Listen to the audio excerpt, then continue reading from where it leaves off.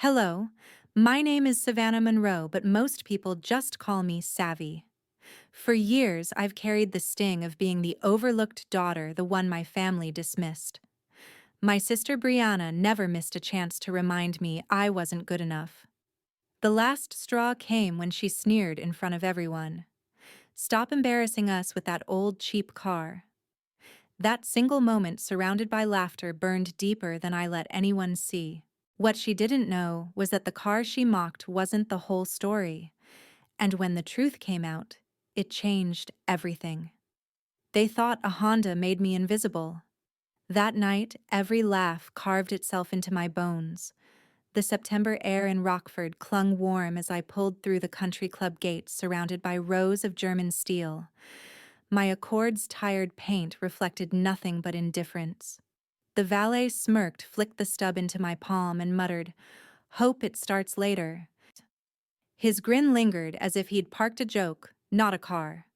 I slipped the ticket into my pocket, fingers brushing another fob I had no intention of showing. Smooth metallic, its weight reminded me what they didn't know. I straightened my dress and stepped into the light spilling from the foyer. Brianna stood waiting, pearls at her throat, voice sharpened for an audience. "Stop embarrassing us with that cheap car." She let it hang. Heads turned, whispers swirled. My father adjusted his cufflink in the lobby mirror without a glance at me. My mother's wave wilted halfway. Inside, chandeliers glowed above crystal and linen. The room hummed with practiced laughter, arrogance folded neatly into every gesture. Brianna guided me to the table as if presenting evidence. "Savvy's here," she announced as though I'd been summoned late. I took the last chair. She filled the silence with victories. Motions won clients, impressed, her name echoing like a gavel. The table chuckled on cue. I kept my eyes on my water glass, counting beads of condensation the way I once counted convoy miles. "Where are you living these days?" a cousin asked too sweetly. "Same place by the pines," Brianna answered before I breathed. "She barely pays rent, lives in a garage." Her whisper was a flare meant to be overheard.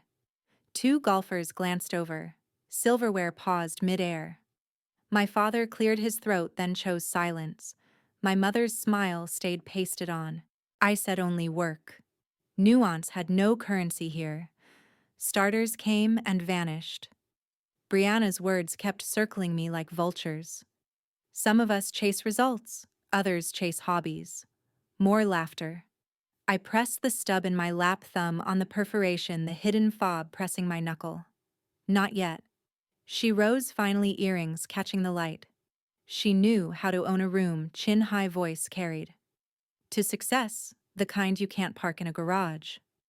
Laughter rang brittle as glass. I lifted my water ice, chiming once, and whispered where only I could hear, "Garages tell different stories." My silence wasn't surrender, it was strategy. October crept in with a sharper chill, but my garage hummed with a different kind of heat.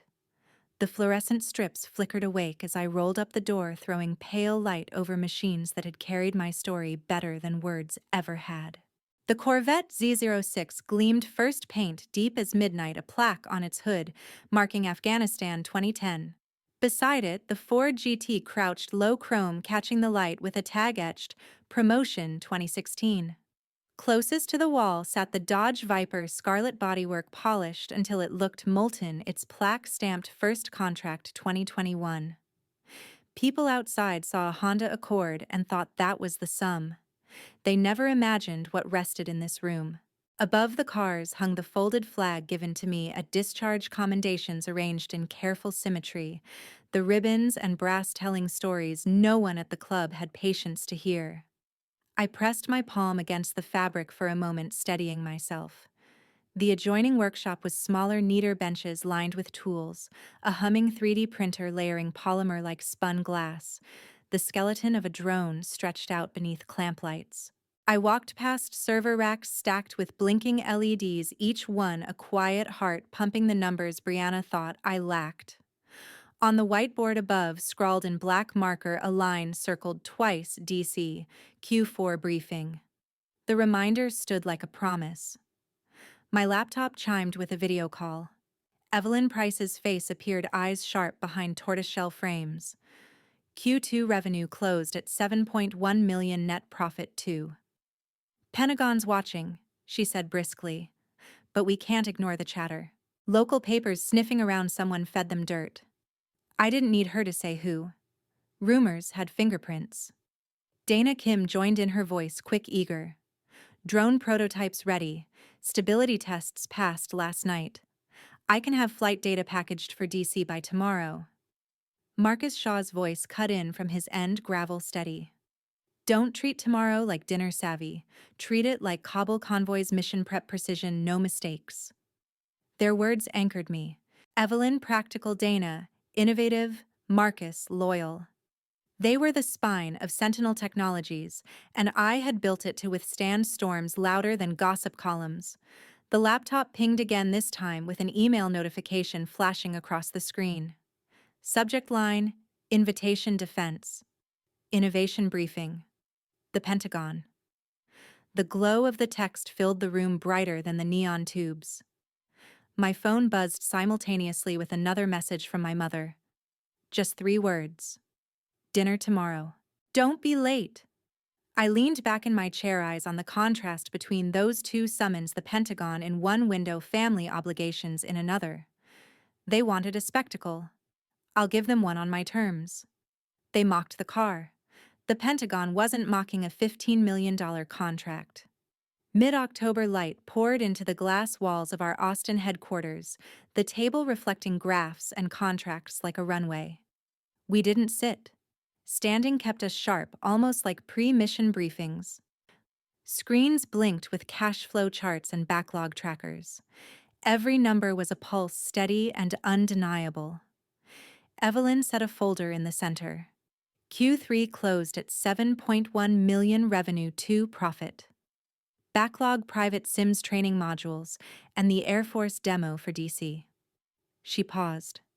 Liquidity is fine, but I'm hearing chatter, short sellers circling. The speakerphone chimed. Marcus connected the line. Colonel Harlow's voice filled the room.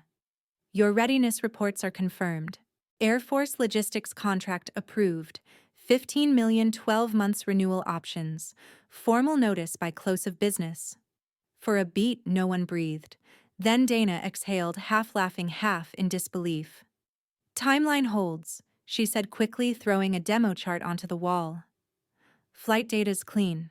I'll prep the DC deck tonight. No surprises, Harlow said.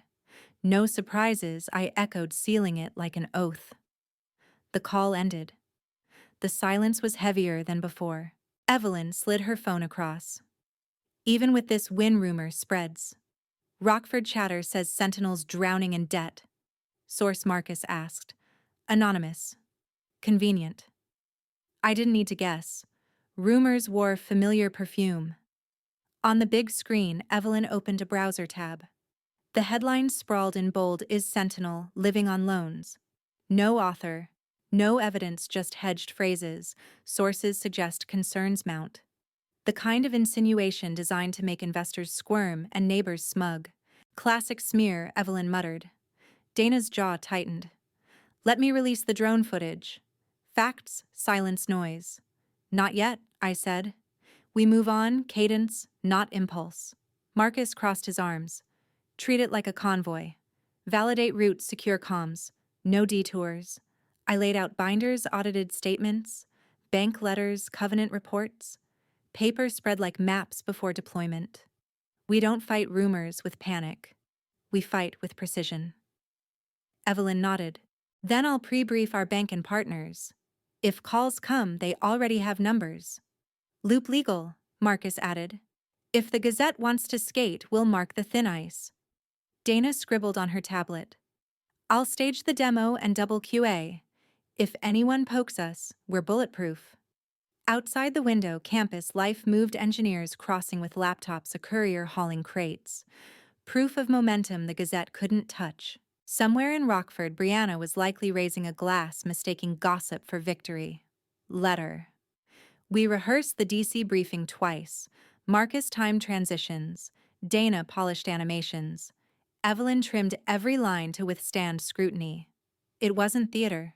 It was precision engineering turned into survival. An alert blinked investor inquiry.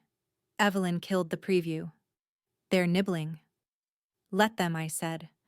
We feed them only under NDA. Nothing half-answered.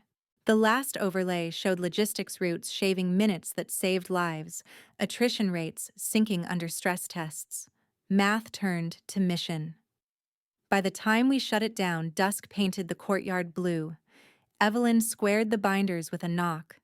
This noise won't stop until we drown it with something louder. It will, I said. Fires die without oxygen.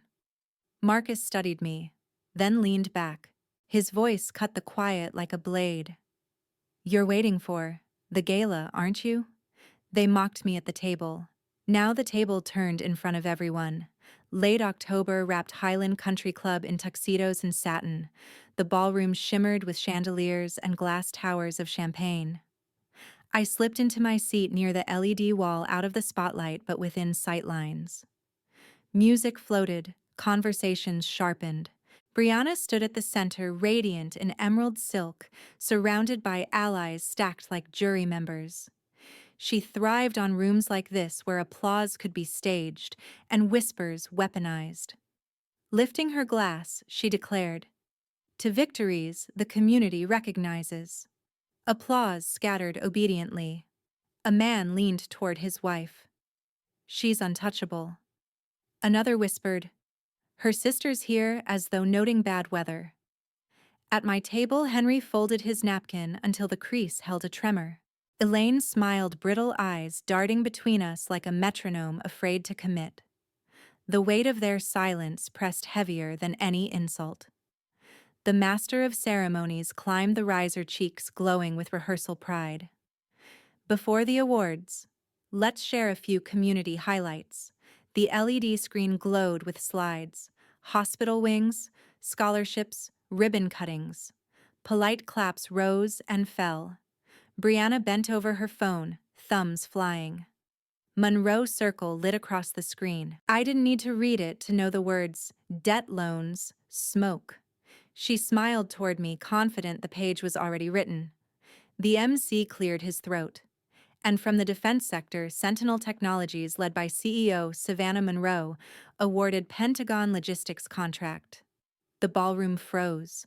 Glasses suspended midair. The quartet stopped on a chord and didn't resolve it. Whispers sparked Pentagon. Her Brianna's smile faltered. She raised her phone higher, but the room's attention was gone. The doors opened. Colonel Harlow walked in with the calm stride of someone used to checkpoints. He joined the MC, folder in hand. On behalf of the United States Air Force, a letter of appreciation for Sentinel Technologies' contributions. His words landed without amplification, louder than any microphone. Camera flashes cracked. Elaine's hand clutched my sleeve. Henry swallowed hard, his calculations visible in his jaw. Brianna half rose, ready to counter, when the LED wall obeyed a larger script. Stars and stripes filled the screen. Veteran CEO secures Pentagon contract. Beneath it, an image of my team in a hangar, drone rotors, blurred data streams arcing across the photo. The hush swelled, no longer awkward, but undeniable. The MC stumbled forward with a congratulation, but the room wasn't his anymore. Conversation rearranged itself around me. Brianna lifted her glass, laugh pitched too high. Well, cheers to collaboration. A few clinks echoed hollow. For once, I wasn't an afterthought at the table. I rose, slow, deliberate. The aisle opened as if rehearsed. Light caught me, not Brianna. I raised my glass just enough.